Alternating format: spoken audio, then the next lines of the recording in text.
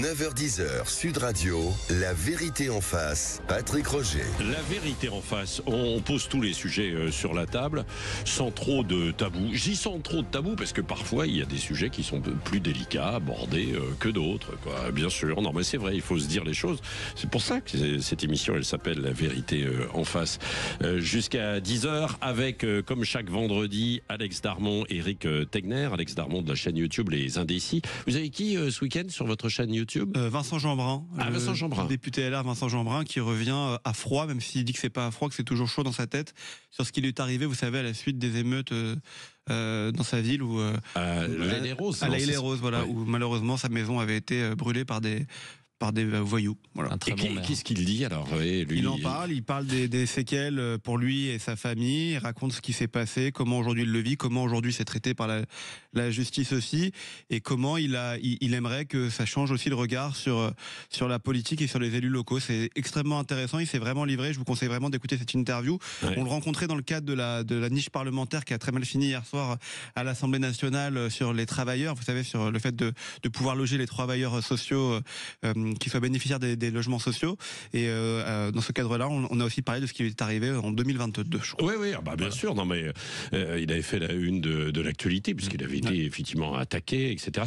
C'était la suite des émeutes. C'était à la fin des émeutes lors de la disparition de Naël, où il nous explique, et c'est très intéressant à écouter, que ça s'est d'abord passé à la mairie de l'Haye-les-Roses, et que dans un deuxième temps, quand il pensait que tout était terminé, ça s'est terminé malheureusement devant son domicile.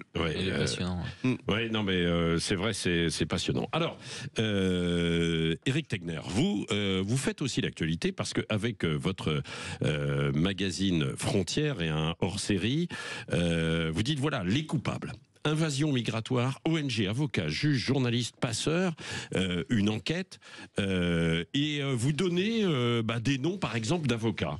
Résultat, le Conseil national des barreaux, des avocats, donc condamne fermement ce qu'ils considèrent comme une attaque ciblée, parce que vous citez en fait des avocats, des principaux avocats, défenseurs en fait des droits des clandestins, c'est ça.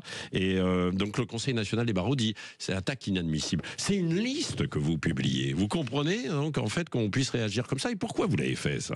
Alors déjà, nous on n'est pas tombé dans la démagogie à dire que le problème aujourd'hui de la submersion migratoire c'était seulement Emmanuel Macron, et on s'est plutôt intéressé à ce qu'on appelle l'état profond de l'immigration. Tout ce qui fait qu'au bout du compte, même quand Bruno Retailleau il veut appliquer une politique ferme, c'est cassé par le tribunal administratif. On l'a vécu hier avec Doualem. Ouais. Et donc sauf que là il s'est pris lui-même les pieds dans le tapis. Oui, mais il y aura une autre excuse après. Vous verrez. Donc on a étudié les tribunaux administratifs, on a vu comment certains tribunaux administratifs, un clandestin a une chance sur deux de gagner contre l'État, et comment à cet endroit-là, il est soutenu par des ONG qui sont financées à près d'1,2 milliard d'euros par an par l'État, et également des avocats, parce qu'il faut savoir que depuis une décision de mai 2024, l'aide juridictionnelle a été automatisée et élargie pour les avocats des clandestins. Avant, c'était réduit uniquement pour les Français les plus démunis, et donc effectivement, on a pu voir comment il y avait une industrialisation aujourd'hui du métier d'avocat dans la défense des clandestins. Tout ça payé par les impôts. Vous y allez fort quand même. Il y a quelques avocats, non? Alors moi, je vous parle pas du petit avocat qui, j'en connais, des avocats très bien, ils ont des clandestins qui défendent. Oui. Je vous parle de cabinets d'avocats qu'on a étudiés, qui parfois font jusqu'à 3 recours par jour devant le tribunal administratif. S'ils sont saisis, c'est de l'industrialisation. Donc parmi eux, non mais ça veut dire ils peuvent gagner jusqu'à 5 300 € sur un clandestin. Ce sont globalement à 80% les mêmes dossiers. Ils ont également un logiciel qui s'appelle Réplique, qui permet de faire du copier-coller de l'ensemble des décisions. Donc ça leur prend assez peu de temps de le faire, et tout ça avec la garantie d'être payé par l'État. Encore une fois, moi je remets pas en cause le droit à ces avocats à faire leur métier, mais que ça soit payé par nos impôts. Ça veut dire qu'en fait aujourd'hui on lutte contre l'État pour des étrangers qui n'ont jamais cotisé sur le territoire français, et c'est aux Français de payer aujourd'hui. C'est même aujourd'hui on leur dit peut-être que le statut entrepreneur on va vous le réduire. C'est ça. Et donc pourquoi on a donné des noms, Patrick? Parce que vous donnez des noms, je vois il y a une liste quoi, un tour de France. C'est pas une liste, c'est une enquête, c'est-à-dire qu'on a pris en open source. Ça ressemble à une enquête, une partie de ces avocats le fait pour l'argent, une autre partie le fait par idéologie. Moi, par exemple, on a fait un top 3, effectivement. Les 3 meilleurs, ceux qui sont le plus mobilisés. Le numéro 2, Il s'affiche lui-même avec Utopia 56, une ONG qui assume la régularisation de l'ensemble des clandestins sur le territoire français et qui dit que la France est un État raciste. Il fait des bonnes vidéos de clips pour dire j'aide les clandestins, etc. Donc en fait, la pub positive, ces gens-là, ils sont très contents quand tu as un média de gauche qui parle d'eux de façon positive pour leur clientèle. Et quand nous, on ose en parler de façon négative pour dire peut-être que c'est pas à nous de payer ça, là, ça voudrait dire qu'on fait des listes. Oui, parce qu'ils ont l'impression que vous les stigmatisez. Qu'en pensez-vous, Alex Darmon? Moi, j'ai toujours été contre le fait de faire des listes. Voilà, je suis désolé, mais moi, ça me gêne qu'on puisse... Parce qu'il y a des listes. Alors, il y a une enquête poussée dans le journal, mais après il y a quand même un tableau avec des listes des avocats qui travaillent le mieux. Bon, il n'y a pas les adresses et tout. Non, il n'y a pas les adresses et tout, mais il y a des listes, il y a des noms, et puis il y a des noms de cabinets d'avocats. Donc, c'est des listes. Oui, alors ce qui est intéressant, c'est qu'en fait, si on fait une carte des meilleurs, je me mets de gauche, on dirait, voilà, Libération fait une carte des meilleurs avocats qui défendent les clandestins sur chaque tribunal administratif et qui ont d'excellents résultats.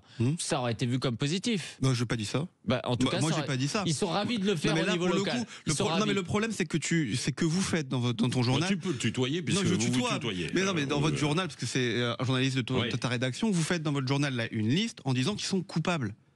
C'est ça le problème. C'est pas tant de dire c'est formidable, pas formidable. Comme on dit qu'ils sont coupables, par conséquent, moi je trouve ça un peu. Et qui est coupable alors? Non, donc dans ces cas-là, quand on est avocat et qu'on défend des tueurs, ça veut dire qu'on est coupable aussi du crime. Non, là, c'est un peu pareil. Non, je vous pas.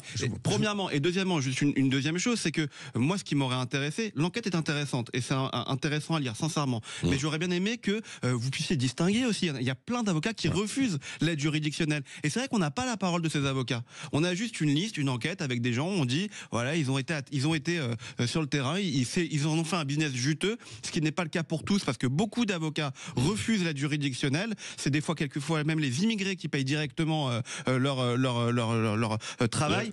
Et puis même voilà, on aurait pu comprendre qu'il y a des procédures qui sont différentes. Vous parlez quelquefois. Oui, mais on dit qu'il y en a qui le font par idéologie, on dit qu'il y en a qui font par l'argent. Dans le top 3, vous savez, il y en a un, c'est le 3e par exemple, il est avocat que depuis 2019. On explique comment, parce que ça a été industrialisé, les historiques de la défense des clandestins sont à la ramasse aujourd'hui. Parce que c'est un business, je vais vous dire, moi depuis une semaine, j'ai plein d'avocats qui m'appellent. Parce qu'il y a tous ceux qui portent plainte, mais il y a tous ceux qui m'appellent en me disant vous avez bien fait de le faire, c'est un scandale. Et on va faire une deuxième enquête parce qu'on a plein de choses. J'ai des juges qui m'ont écrit. Parce que oui, mais les Français, ils comprennent pas, ils en ont ras-le-bol qu'on leur dise c'est plus compliqué que ça dès que les décisions sont cassées. On a relevé des décisions où il y a des pirates somaliens qui en prennent en otage une famille française en 2009. En 2009, ils sont encore, après 5 OQTF en France, ils ont été pris en charge par Emmaüs, etc. On a cassé les décisions d'expulsion au mois d'octobre dernier. On a montré comment il y a des violeurs condamnés pour de la prison pendant 6 ans où leurs OQTF ont été annulés. C'est toute une série de choses comme ça. Et donc oui, il y a une responsabilité à un moment. Et il y a une responsabilité de la part de ces avocats. Est-ce que nous, on n'est pas des politiques? On n'est pas en train de dire qu'on va interdire leur métier, qu'on va les mettre en prison, etc. On est en train de dire que oui, il y a un sujet. Mais tu mets les coupables sur la couverture, tu mets les coupables en parlant d'avocats et juges. Je vais prendre un cas concret dans ce cas-là. Non mais attends, juste, je te dis, il y a aussi, c'est pas les seuls coupables. Il y a un système qui est fait comme ça. Dans ces cas-là, ce que je te disais juste avant, si tu décides de dire que eux sont coupables parce qu'ils défendent des immigrés qui veulent être régularisés, ça serait pareil de dire que ceux qui défendent des tueurs sont coupables parce qu'ils défendent des mecs qui ont fait des crimes. Je suis désolé, ça serait exactement pareil. Non, mais si, c'est le titre de la une. On dit pourquoi. Oui, c'est vrai. Vous avez raison. Premièrement et deuxièmement, ça veut dire que si on dit qu'ils sont coupables, c'est la fin de l'état de droit et puis plus personne ne se fait défendre et le système juridique n'existe plus. Alors déjà cette année, mais je ne vais pas rentrer dans le thème, beaucoup, notamment dans les ministères, ont expliqué quand même il y avait un sujet sur les avocats qui défendaient les trafiquants de drogue aujourd'hui, qu'il y avait un sujet qui se posait. Ce n'est pas ma spécialité, donc je ne vais pas vous répondre là-dessus. On parle d'une invasion migratoire. Pourquoi il y a aujourd'hui plus d'immigration ? Et on ne cible pas, on ne parle pas que des avocats, on parle du droit constitutionnel, on parle de l'article 8 de la CEDH qui est responsable de 50% des cas qui sont cassés devant le tribunal administratif, et on parle des avocats. Moi je vais vous parler d'un cas particulier d'une dame qui a annoncé porter plainte hier, qui est avocate à Pau, donc je me fais appeler par Radio France après un appel de Mediapart, et ils me disent cette dame se plaint, vous lui mettez une cible sur le dos. Donc je me retourne sur Google, je vais vérifier effectivement qui est cette dame, on l'avait citée une seule fois, et en fait elle est dans des manifestations manifestations pour la régularisation des clandestins. C'est pas seulement la petite avocate qui fait son métier. Encore une fois, là, on prend les meilleurs, ceux qui sont les plus mobilisés, et on donne un exemple. C'est ça qui est important, parce que sinon, qui est responsable ? Macron, Van der Leyen. Éric, j'entends ce que tu dis, et c'est votre travail de donner des exemples, d'aller chercher sur le terrain ce qui s'y passe. Mais quand on fait des listes derrière une enquête où on explique et où on détaille, pas de problème. Mais quand on fait des listes derrière après avec les résultats des meilleurs, dans ces meilleurs-là dont tu parles, dans les listes, il y en a qui refusent, je te le dis, il y en a qui refusent l'aide juridictionnelle. Et on pourrait parler de l'aide juridictionnelle d'ailleurs. 0825, je suis perdu moi dans le numéro là, puisque effectivement il y a beaucoup de chiffres. 0826 300 300 sur Sud Radio, la vérité en face jusqu'à 10h bien sûr. On va continuer sur ce sujet, et d'ailleurs on peut donner aussi la parole à cette avocate. Je crois que Christine Bouillot, notre correspondante dans le Sud-Ouest, l'a eu au téléphone. 9h-10h, Sud Radio, la vérité en face, Patrick Roger. La vérité en face avec Éric Tegner du Média Frontières et Alex Darmon. On s'est opposé sur les noms que vous publiez, pas les adresses, mais les noms quand même, autour des gens qui défendent les immigrés, les clandestins. C'est beaucoup plus les clandestins. Bernard a réagi au 0826 300 300 d'un mot. On va voir s'il est d'accord ou pas d'accord, effectivement, avec votre stratégie, Éric Tegner. Bonjour Bernard. Oui, bonjour Sud Radio, bonjour Roger, bonjour à vos invités et aux auditeurs. Oui. Vous nous appelez de Font-Romeu. Qu'en pensez-vous alors ? Moi je suis complètement d'accord avec le journaliste qui a fait un listing. Et puis c'est normal parce que c'est encore notre argent. On est dans une panade financière en France. Et en plus, pour moi, c'est frauduleux, et puis c'est tout, c'est frauduleux parce qu'ils défendent avec notre argent des mauvaises causes.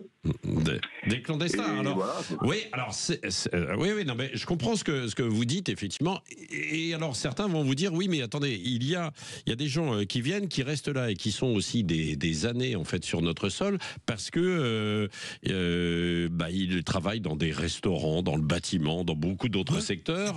Et les patrons, les fameux secteurs en tension, et les patrons sont là et sont bien contents de les trouver. Et d'ailleurs, parfois ils les défendent aussi, quoi. Éric Tegner, non ?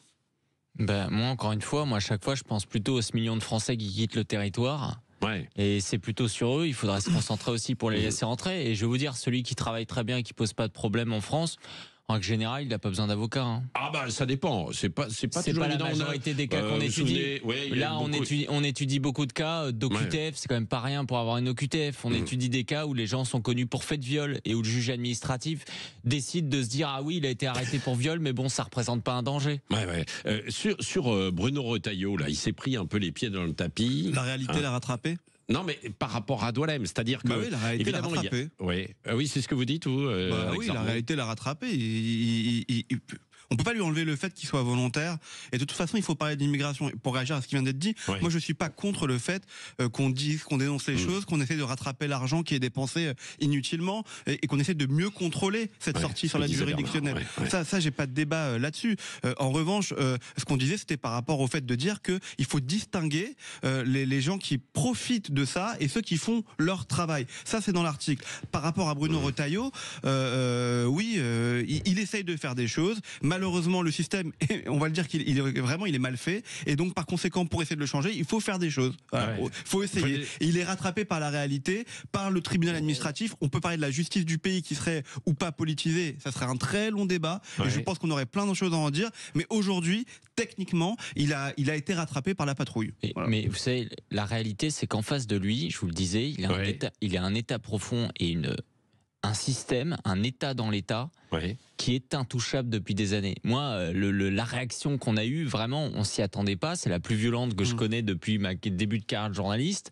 C'est-à-dire que le jour même, vous vous retrouvez avec le Conseil national des barreaux qui dit représenter 78 000 avocats, qui veut saisir le procureur de la République. Vous vous retrouvez ensuite avec le Conseil barreau européen qui représente 1 million d'avocats, qui saisit Emmanuel Macron, Darmanin qui réagit, des dizaines de barreaux et des plaintes. Ce que je veux dire, c'est que qui derrière va parler de la liberté d'informer ? Est-ce qu'on a entendu représenter Reporters sans frontières défendre le fait que des journalistes aussi soient attaqués.